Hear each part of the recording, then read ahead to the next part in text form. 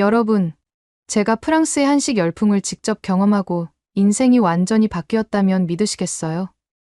김치를 배우기 위해 한국까지 날아가게 될 줄은 정말 상상도 못했습니다. 그런데 그게 끝이 아니었어요. 제가 프랑스로 돌아와 한 가지를 도입했는데 그게 엄청난 변화를 가져왔습니다. 대체 무슨 일이 있었던 걸까요? 안녕하세요.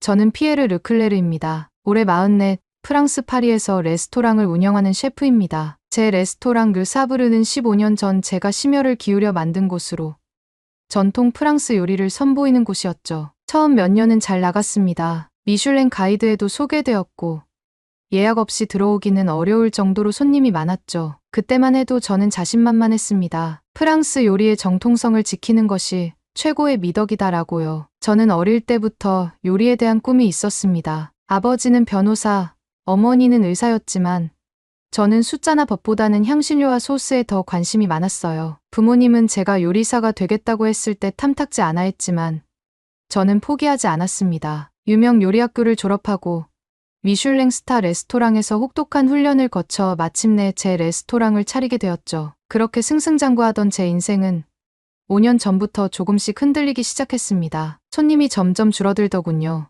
원인은 다양했습니다. 사람들은 이제 전통적인 프랑스 요리보다는 가벼운 음식, 건강한 음식, 그리고 새로운 스타일의 요리를 찾고 있었어요. 무엇보다 젊은 손님들은 너무 무겁다, 새로운 게 없다, 트렌디하지 않다라는 이유로 우리 레스토랑을 외면하고 있었습니다. 저는 고민이 많았어요. 내 요리는 분명 훌륭한데 왜 손님들은 점점 줄어드는 걸까? 잠깐 여러분 그거 아세요? 여러분의 구독, 좋아요, 알림 설정은 저에게 가장 큰 힘이 됩니다. 클릭 한 번으로 제게 큰 힘을 주시길 바라요. 그러던 어느 날 오랜만에 친구와 함께 식사를 하러 파리의 유명 레스토랑 몇 곳을 방문하게 되었습니다. 특히 SNS에서 핫하다는 곳들을 중심으로 둘러봤죠. 그런데 놀라운 사실을 발견했습니다. 프랑스 요리의 한식을 접목한 레스토랑들이 대박을 치고 있는 겁니다. 처음 방문한 곳에서는 스테이크와 함께 김치가 곁들여 나왔습니다. 저는 솔직히 좀 어색했어요. 프랑스 요리에 김치라니, 이게 어울릴까? 하지만 한 입 먹어보니 생각이 완전히 바뀌었죠. 고기의 깊은 풍미와 김치의 새콤하고 알싸한 맛이 완벽하게 어우러지는 겁니다. 다른 레스토랑에서는 된장 크림 소스를 곁들인 파스타를 맛보았어요. 이건 또 무슨 조합인가 싶었는데 먹어보니 입안 가득 감칠맛이 퍼지더군요. 제 친구도 감탄하며 말했습니다. 피에르, 한식이 프랑스에서 점점 인기를 얻고 있어. 요즘 젊은 세대들은 새로운 것을 원하잖아. 한식은 건강하면서도 강렬한 맛이 있어서 요즘 프랑스인들이 열광하고 있다고. 전 믿을 수가 없었습니다. 프랑스 요리의 본고장에서 한식이 이렇게 주목받고 있었다니.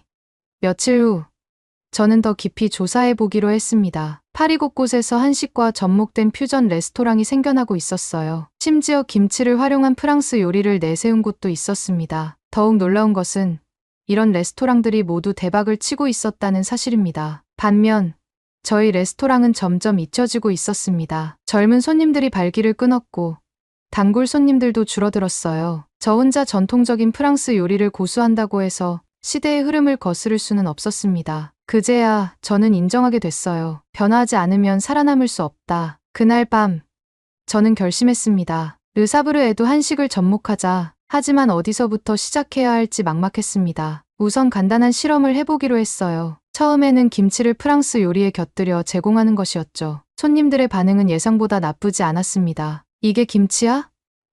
처음 먹어보는데 꽤 괜찮네. 고기와 먹으니까 정말 잘 어울려. 그런데 한 가지 문제가 있었습니다. 제가 프랑스에서 레시피를 보고 만든 김치는 뭔가 부족한 느낌이었어요. 제대로 된 발효의 깊은 맛이 나지 않았죠. 그렇다고 한국에서 수입한 김치를 그대로 사용할 수도 없었습니다. 왜냐하면 저는 단순히 한식을 흉내 내고 싶지 않았거든요. 제대로 이해하고 진짜 요리를 하고 싶었어요. 그러던 중 한식 전문가로 알려진 한국인 셰프를 알게 되었습니다. 그는 제 고민을 듣더니 이렇게 말하더군요. 진짜 김치를 배우고 싶다면 직접 한국에 가보는 게 어때요? 그리고 한식은 단순한 음식이 아니라 철학이 깃든 문화예요. 그 말을 듣는 순간 저는 강한 충격을 받았습니다. 저는 그동안 김치를 단순한 반찬 정도로만 생각하고 있었어요. 하지만 그게 아니라면, 김치가 단순한 음식이 아니라 철학과 전통이 담긴 요리라면? 저는 그날 밤 단 한순간도 잠을 잘 수 없었습니다. 그래, 직접 한국에 가보자. 김치를 배우고 한식을 제대로 이해하자. 그렇게 저는 한국행 비행기 티켓을 예약했습니다. 레스토랑을 며칠 동안 직원들에게 맡기고 직접 한식의 본고장으로 떠나기로 한 거죠. 그때는 몰랐습니다. 이 결정이 제 인생을 완전히 바꿔놓을 거라는 사실을요. 서울에 도착한 지 이틀째, 저는 본격적으로 김치를 배우기 위해 움직이기 시작했습니다. 어디서부터 시작해야 할지 막막했지만 일단 전통시장을 가보면 답이 나오지 않을까 싶었어요. 시장에 들어서는 순간 프랑스의 깔끔한 마트와는 전혀 다른 생동감 넘치는 분위기가 저를 압도했습니다. 길게 늘어선 가게들마다 붉은 고춧가루와 노릇노릇한 장아찌들이 가득했고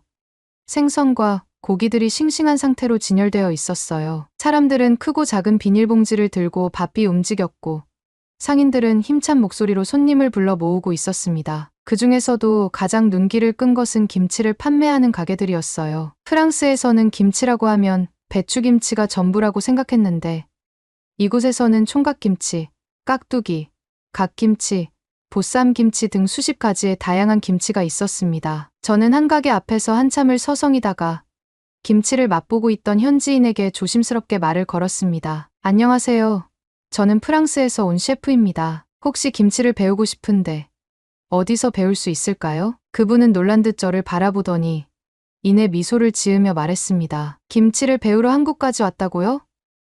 요즘 외국인들 중에서도 한식에 관심 있는 분들이 많더라고요. 김치 만드는 법을 제대로 배우려면 요즘 인기 있는 김치 체험 교실에 가보세요. 외국인들도 많이 배우러 오거든요. 저는 감사 인사를 전한 뒤 곧바로 핸드폰을 꺼내 검색하기 시작했습니다. 다행히 외국인들을 위한 김치 만들기 교실이 서울 곳곳에 운영되고 있었습니다. 다양한 프로그램 중에서 저는 전문적인 교육을 받을 수 있는 한 요리 학원에 수업을 등록하기로 했어요. 다음 날, 저는 설렘 반, 긴장 반의 마음으로 김치 교실이 열리는 요리 학원으로 향했습니다. 학원에 도착하자 벌써 여러 명의 외국인들이 모여 있었습니다. 미국, 일본, 독일, 그리고 저처럼 프랑스에서 온 사람들도 있었어요. 다들 김치에 대해 호기심을 갖고 있는 듯했어요. 강의를 맡은 선생님은 한식 전문가로 오랫동안 외국인들에게 김치를 가르쳐 왔다고 했습니다. 수업은 김치의 역사부터 시작되었습니다. 김치는 단순한 반찬이 아닙니다. 계절마다 다른 재료로 만들어졌고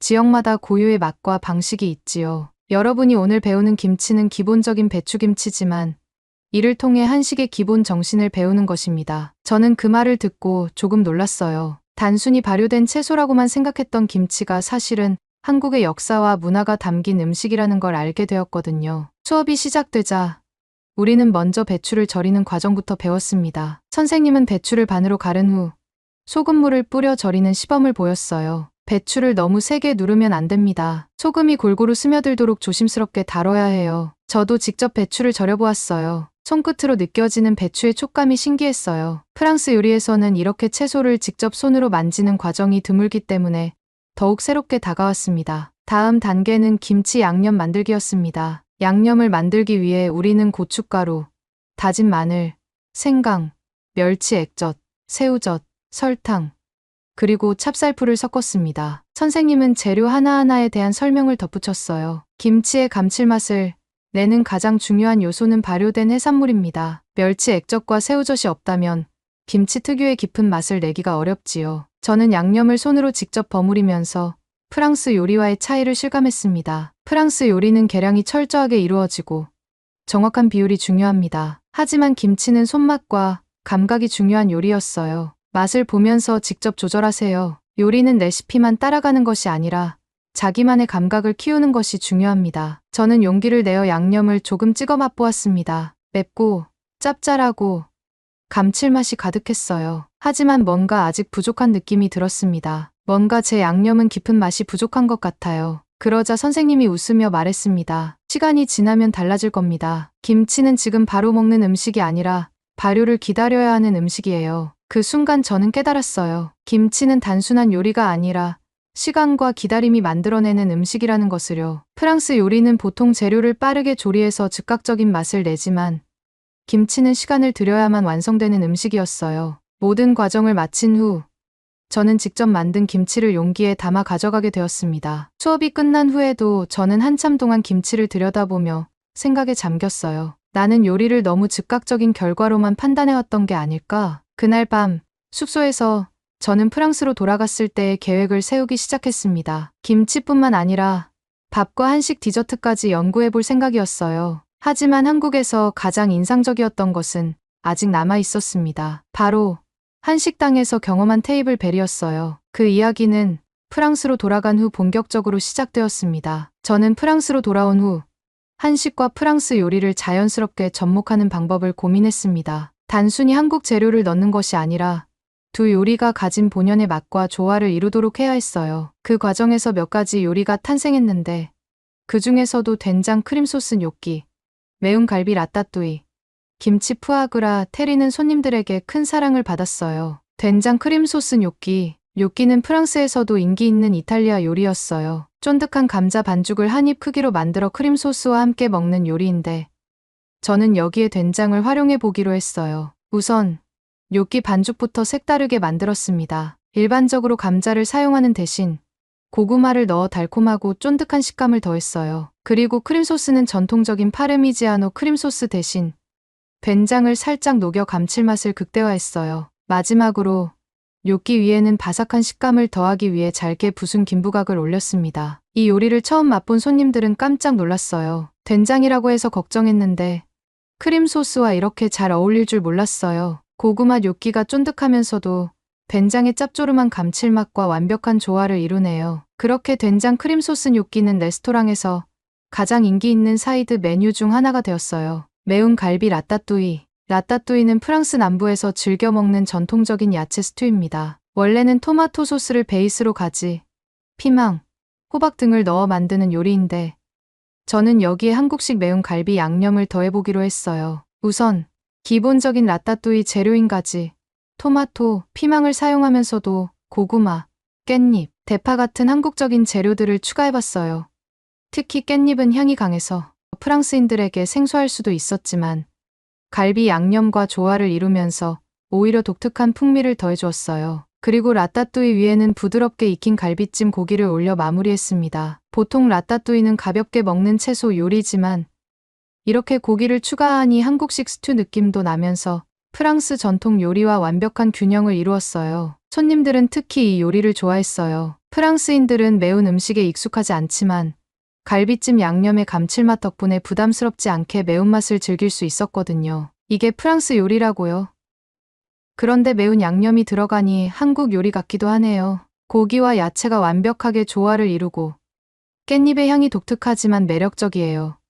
이렇게 해서 매운 갈비 라따뚜이는 레스토랑에서 가장 인기 있는 메인 요리 중 하나가 되었어요. 김치 푸아그라 테린. 푸아그라는 프랑스를 대표하는 고급 요리 중 하나였어요. 크리미하고 부드러운 오리간을 테린 형태로 만들어 빵과 함께 먹는 요리인데 저는 여기에 김치를 곁들여 보기로 했습니다. 처음엔 푸아그라와 김치의 조합이 너무 극단적인 건 아닐까 걱정했어요. 하지만 푸아그라 특유의 느끼한 맛을 잡아줄 수 있는 것이 바로 김치의 새콤한 산미라는 걸 깨닫고 묵은지를 활용하기로 했습니다. 푸아그라를 전통적인 방식으로 저온해서 익힌 후 잘게 다진 묵은지를 곁들여 감칠맛을 더했어요. 그리고 바삭하게 구운 바게트 위에 푸아그라와 김치를 얹어 카나페 스타일로 제공했어요. 이 조합을 처음 맛본 손님들은 예상치 못한 감칠맛에 놀랐어요. 푸아그라가 이렇게 가벼워질 수도 있군요.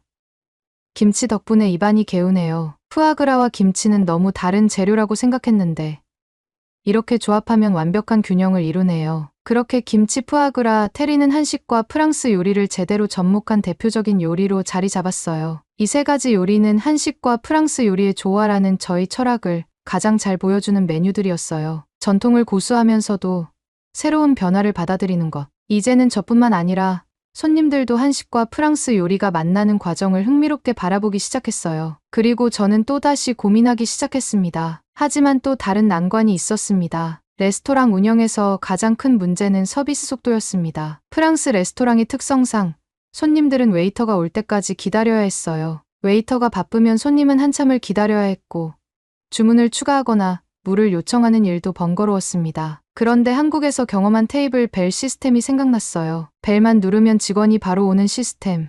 프랑스에서도 통할까? 솔직히 걱정이 많았습니다. 프랑스에서는 손님이 웨이터를 부르는 문화가 거의 없었어요. 손님들이 스스로 벨을 누르는 것조차 어색해할 가능성이 높았죠. 하지만 저는 일단 작은 실험을 해보기로 했어요. 테이블마다 작은 벨을 설치하고 필요한 것이 있을 때 눌러주세요라는 설명 문구를 붙였습니다. 처음에는 손님들이 거의 사용하지 않았어요. 아무도 벨을 누르지 않고 여전히 웨이터를 기다렸어요. 그러던 어느 날, 한 가족이 식사를 하러 왔습니다. 아이들이 벨을 신기하게 바라보더니 장난삼아 눌러봤어요. 웨이터가 바로 달려오자 아이들은 신기한 듯 웃었어요. 그 모습을 본 부모님도 흥미로워하더니 추가 주문을 위해 벨을 눌렀습니다. 이거 정말 편리하네요. 웨이터를 찾을 필요가 없으니까요. 그렇게 한두 명씩 벨을 사용하기 시작했습니다. 그리고 점점 더 많은 손님들이 벨을 눌렀어요. 처음에는 어색해하던 손님들도 몇 번 경험하고 나서는 자연스럽게 벨을 사용하기 시작했습니다. 어느 날, 한 단골 손님이 말했습니다. 사실 프랑스에서는 웨이터를 부르기 위해 눈을 맞추고 손을 들어야 하는데 이 벨 덕분에 훨씬 편해졌어요. 처음엔 이상했지만 이제는 익숙해졌어요. 그 말을 듣고 저는 확신했습니다. 벨 문화도 프랑스에서 충분히 정착할 수 있다. 이제 레스토랑에서는 손님들이 편하게 벨을 눌러 웨이터를 호출했고 주문이나 요청 사항을 더 빠르게 해결할 수 있었습니다. 서비스 속도가 빨라지자 손님들의 만족도도 점점 높아졌어요. 김치, 밥, 그리고 테이블 벨. 처음에는 모두 도전적인 변화였지만 결국 하나씩 자리를 잡아가기 시작했습니다. 그리고 어느 날, 한 유명한 음식 잡지에서 저희 레스토랑을 취재하러 왔어요. 프랑스 요리와 한식을 접목한 독창적인 레스토랑, 프랑스에서 한국의 테이블 벨을 도입한 최초의 식당, 이런 기사들이 나오기 시작했고 저희 레스토랑은 다시금 주목받기 시작했습니다. 하지만 무엇보다도 가장 기뻤던 건 손님들의 반응이었어요. 처음엔 낯설었는데 김치가 이렇게 요리에 잘 어울릴 줄 몰랐어요. 밥을 먹으니까 속이 더 편한 것 같아요. 벨 시스템 덕분에 웨이터를 부르기가 편해요. 다른 레스토랑들도 도입하면 좋겠어요. 저는 뿌듯한 마음으로 레스토랑을 둘러보았어요. 처음에는 손님들이 거부감을 느꼈던 한식과 프랑스의 퓨전 음식이 이제 자연스럽게 자리 잡았고 테이블 벨도 당연한 문화로 자리 잡아가고 있었습니다. 변화는 어렵지만 그만큼 가치 있는 일이구나. 그렇게 저는 프랑스에서 한식과 프랑스 요리의 접목을 성공적으로 이루어가고 있었습니다. 시간이 지나면서 제 레스토랑 르 사브르는 점점 입소문을 타기 시작했습니다. 한식을 접목한 프랑스 요리뿐만 아니라 한국에서 가져온 테이블 벨 시스템이 색다른 경험을 선사하면서 더욱 화제가 되었어요. 처음에는 일부 손님들만 사용하던 벨이 이제는 당연한 서비스처럼 자리 잡았어요. 손님들은 더 이상 웨이터를 부르기 위해 애써 눈을 맞추거나 손을 흔들 필요가 없었어요. 벨을 눌러 원하는 서비스를 빠르게 받을 수 있게 되자 레스토랑의 운영 효율도 크게 향상되었습니다. 예전에는 웨이터들이 이리저리 뛰어다니며 손님들의 눈치를 살피느라 정신이 없었지만 이제는 벨이 울릴 때만 즉각적으로 반응하면 되었어요. 불필요한 동선을 줄일 수 있었고 그 덕분에 서비스의 질도 높아졌습니다. 이 시스템 정말 좋은데요? 프랑스에 이런 게 왜 없었을까요? 다른 레스토랑에서도 도입하면 좋을 것 같아요. 손님들의 반응은 생각보다 더 긍정적이었습니다. 특히 한 날은 프랑스에서 유명한 레스토랑 평론가가 찾아왔어요. 그는 신중하게 메뉴를 살펴보더니 김치와 밥이 곁들여진 요리를 주문했습니다. 저는 그가 어떤 반응을 보일지 초조하게 지켜봤어요. 그는 몇 입을 먹어보더니 고개를 끄덕이며 말했어요. 기대 이상이군요. 김치가 이렇게 프랑스 요리와 조화를 이룰 줄은 몰랐습니다. 그리고 테이블 벨 시스템도 아주 흥미롭군요. 전통을 지키면서도 새로운 시도를 한다는 점에서 이 레스토랑은 정말 특별한 곳이 될 가능성이 큽니다. 그날 이후 저희 레스토랑은 여러 매체에서 소개되기 시작했어요. 한식을 접목한 프랑스 요리, 새로운 미식의 길을 열다. 프랑스 레스토랑에 도입된 한국의 테이블 벨 시스템, 혁신적인 서비스로 평가받아. 그렇게 조금씩 변화의 물결이 퍼져나가고 있었습니다. 그리고 예상치 못한 일이 일어났어요. 어느 날 프랑스의 한 유명 레스토랑 오너 셰프가 저를 찾아왔습니다. 그는 제 레스토랑의 성공 사례를 듣고 직접 경험해 보고 싶었다고 했어요. 한국에서 배운 요리와 서비스 방식을 도입했다던데 직접 보고 싶어서 왔소. 그는 제 레스토랑에서 식사를 하면서 김치와 밥, 그리고 벨 시스템을 유심히 관찰했습니다. 그리고 식사를 마친 후 조용히 저에게 말했어요.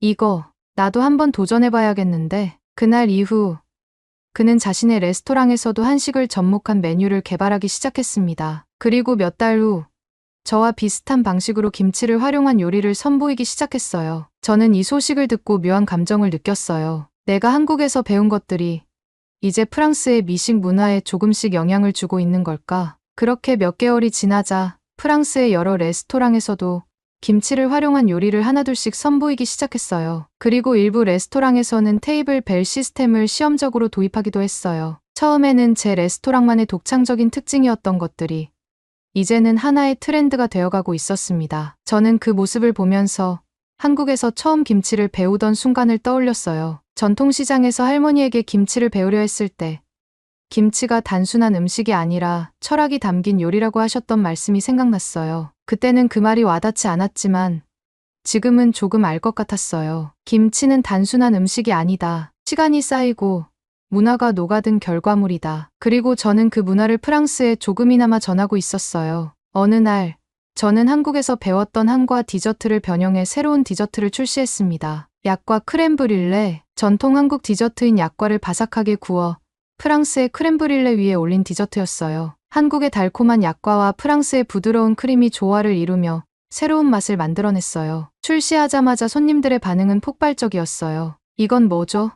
정말 맛있어요. 달콤하지만 깊은 맛이 나요. 약과라는 디저트를 처음 먹어보는데 굉장히 매력적이네요. 그렇게 또 하나의 한식 요소가 프랑스 미식 문화에 자연스럽게 녹아들기 시작했어요. 레스토랑이 점점 유명해지면서 손님들도 늘어나고 프랑스 내 여러 매체에서도 저희 레스토랑을 조명하기 시작했어요. 한식과 프랑스의 퓨전 요리가 신선하다는 평가를 받았고 무엇보다 테이블 벨 시스템은 레스토랑 업계에 신선한 충격을 주었습니다. 하지만 모든 변화가 그렇듯 반발도 따랐어요. 특히 전통적인 프랑스 레스토랑을 운영하던 몇몇 셰프들은 저희의 방식이 프랑스의 미식 문화를 해친다고 강하게 비판하기 시작했습니다. 어느 날 유명한 레스토랑 비평가가 인터뷰에서 이렇게 말했어요. 르사브르의 벨 시스템은 효율적일지는 몰라도 프랑스 레스토랑의 품격 있는 서비스를 파괴하는 행위입니다. 우리는 오랜 전통 속에서 웨이터와 손님 간의 자연스러운 교감을 중요하게 여깁니다. 그런데 손님이 단순히 버튼을 눌러 직원을 호출하는 시스템이라니요? 이건 마치 패스트푸드점 같은 분위기를 조성하는 것과 다를 바 없습니다. 그 인터뷰가 나간 후 일부 전통 레스토랑들은 저희 방식을 비판하기 시작했습니다. 손님이 웨이터를 직접 부르는 것은 무례한 행동이다. 프랑스 레스토랑의 격을 떨어뜨리는 시스템이다. 며칠 후 저는 실제로 한 레스토랑 오너 셰프가 인터뷰에서 제 레스토랑을 직접 언급하는 기사를 보게 되었어요. 우리 레스토랑에서는 고객과 직원이 눈을 맞추며 대화하고 자연스럽게 요청을 전달하는 방식을 유지할 겁니다. 우리는 기계적인 방식이 아니라 인간적인 서비스를 지향합니다. 그 기사를 읽는 순간 저는 약간 화가 났어요. 기계적인 방식, 인간적인 서비스? 벨 시스템은 손님들의 편의를 위한 것이었지. 결코 직원과 손님의 관계를 차갑게 만들려는 의도가 아니었어요. 오히려 벨을 도입한 이후로 웨이터들이 손님을 더 세심하게 신경 쓸 수 있었어요. 불필요한 동선을 줄이고 더 중요한 서비스에 집중할 수 있었거든요. 그리고 무엇보다 손님들의 반응이 긍정적이었어요. 처음엔 어색했지만 이제는 벨이 없으면 불편할 것 같아요. 불필요하게 웨이터를 기다릴 필요가 없으니 정말 좋아요. 서비스가 빨라져서 식사 경험이 더 쾌적해졌어요. 그런데도 몇몇 전통적인 셰프들은 저희 시스템을 받아들이지 못하고 비판하기 바빴어요. 그러던 어느 날 한 손님이 저를 불렀어요. 피에르 셰프, 벨 시스템에 대해 논란이 많던데 솔직히 기분이 안 좋으시겠어요. 저는 잠시 생각하다가 웃으며 답했어요. 변화에는 언제나 반대하는 사람들이 있죠. 하지만 손님들이 더 편안하게 식사할 수 있다면 저는 그걸로 충분합니다. 그리고 놀랍게도 얼마 지나지 않아 일부 저희를 비판하던 레스토랑에서도 테이블 벨을 도입하기 시작했습니다. 물론 그들은 저희처럼 바로 적용하지 않았어요. 처음에는 예약 호출 시스템이라는 명목으로 도입했지만 결국 벨의 편리함을 인정할 수밖에 없었어요. 어느 날 저희를 비판했던 한 레스토랑 오너가 저를 찾아왔어요. 솔직히 말하면 내 시스템이 좀 부럽더군. 손님들이 우리 레스토랑에서도 벨 같은 걸 도입해달라고 하더라고. 저는 웃으며 답했어요. 그렇다면 이제 프랑스에도 작은 변화가 시작되고 있는 거겠죠? 그렇게 프랑스에서 시작된 작은 변화가 점점 더 큰 영향을 미치고 있었어요. 한식과 프랑스의 퓨전 음식, 한식 디저트, 그리고 테이블 벨. 이제는 제가 처음 한국에 가서 김치를 배우겠다고 했을 때의 놀라운 감정이 다시 떠올랐어요. 전통을 지키면서도 새로운 변화를 받아들이는 것. 그것이야말로 진정한 요리의 정신이 아닐까요? 그날 밤 저는 레스토랑을 마감한 후 테이블 벨을 조용히 눌러보았어요. 띵! 이 작은 소리가 앞으로도 계속 프랑스에 울려 퍼지기를 바라면서요. 오늘의 이야기는 여기까지입니다. 오늘의 사연이 마음에 드셨다면 구독, 좋아요 부탁드리겠습니다. 소중한 시간 긴 이야기 끝까지 들어주셔서 진심으로 감사합니다. 앞으로도 더 좋은 사연으로 여러분을 찾아오겠습니다. 시청해 주셔서 감사합니다. 해주셔서 감사합니다. 해주셔서 감사합니다. 해주셔서